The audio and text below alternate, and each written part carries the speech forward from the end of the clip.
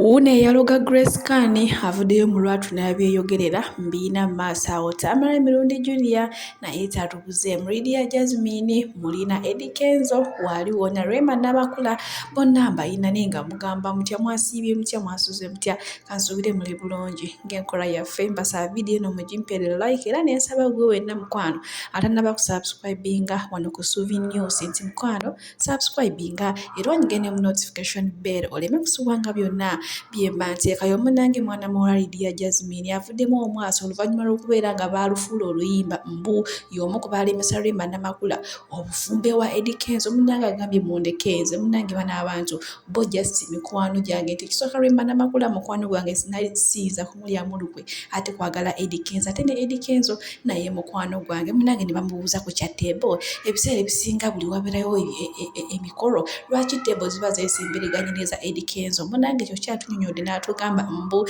abategesi be babikolawo batyo kambateereko ka vidiyo tweyongere.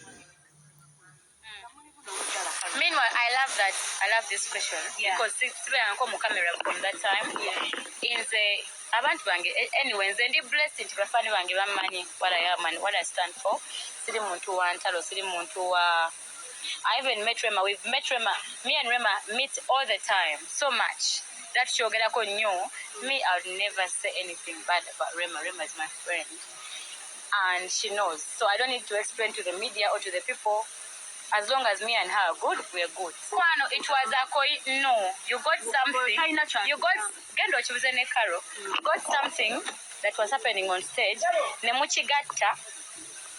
No, she told me Caro. Ochitegera. Mwachikolako era ku Freedom City where I was seated on a table with Eddy kenzo. It was another show. Mwajigatta with a show where Rema was performing. Nemujigatta. Nenga those were two different shows. Naye abantu ba social media bagatta mwenna mukimanyi.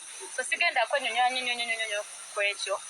So abakitegedde bakitegedde. Kubanga sisala kwenyonyo kwenyo. I don't really want it. I never do it.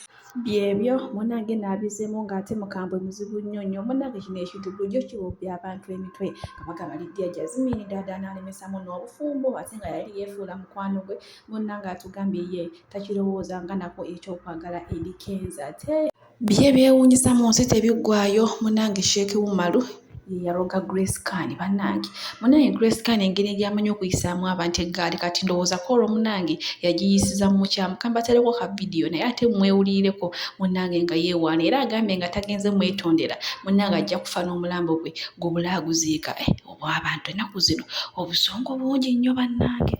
Grace Kani yajja nanneemoolerako mu mbeera ze ng'agamba mbu ankuba nze ne muteera edduwa zange ne musajja musomi wa dduwa kati abadde ambuusabuusa ndowooza otunuulire Grace Kani bwe mutaamundeetere mujja kwesanga olumu nga bamuziiseeko haafu nga haafu endala eri waggulu oba si ekyo ajja kufanga n'omulambo gwekolimire bannange mundeetere Grace Kani mwe mulaba okuba namuteekako edduwa ez'obusungu kuba mmanyi okusoma edduwa eza rahma ez'omukisa.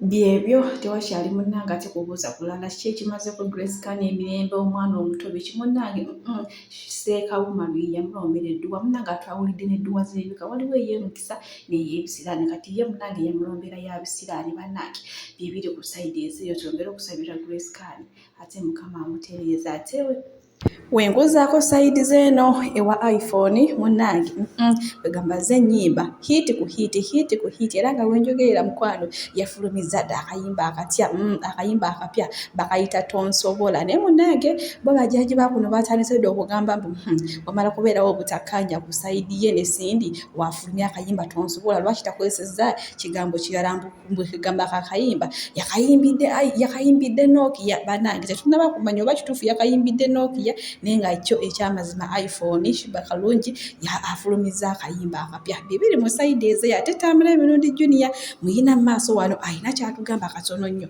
tweyongere tebaluwulira naye wano reported speech bayigaka apu akakusalamu n'apoozinga ye wookomye watandikira naye oluzungu gwendagaayo mbu. By the way nalaba gondi TikTok waliwo omuvubuka eyali akuleetera omuvubuka we bamuyita basha bamuyita pressure the boy mwagala I think he does some good work. No Kasuku, the boy is mentally sick. Mutabufu wa mutwe wowe badde tokimanyi Even the family knows. But family, ebera mukono, they don't have money for rehab. Again. So the boy is mentally sick. But me, I take no offense. You can abuse me because it's another way of promoting me. Okay? I have never lost sleep. And I still encourage TikTokers to abuse me. I say again.